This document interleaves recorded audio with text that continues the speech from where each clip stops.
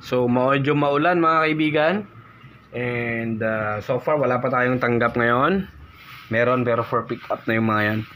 So medyo busy na yung isang OJT natin. Yung isa absent kasi may lagnat daw mga kaibigan. Last week na ng immersion ng dalawa na from Santa Teresita National High School. Si Kian Mark mga kaibigan, Information Communication Technology, ICT CSS yung strand na to. So busy na sa paggawa. Boy, pare-parehas na yan. Hindi na pwede yung ganyan, boy. Pare-parehas na, busy na sila sa paggawa ng narrative, documentations, no? At portfolio. Huwag ganon, pag maglalagay ka ng picture, hindi yung pare-parehas. If possible, magkakaiba yan.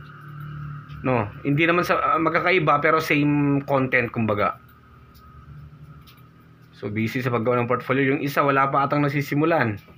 Absent naman ngayon kasi may lagnat daw.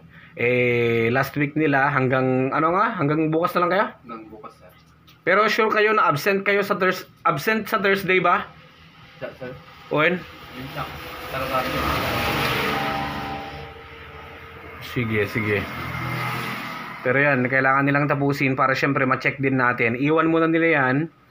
I-check natin yung grammar, yung construction nila sa mga sentences, sa mga narration.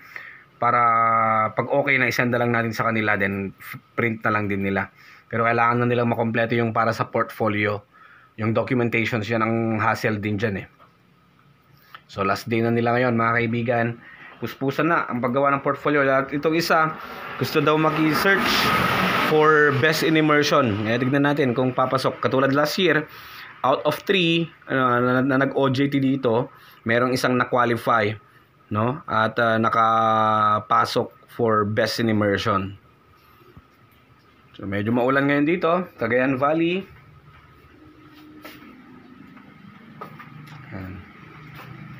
Last week of immersion ng mga OJTs natin. Bro. Kaya bro?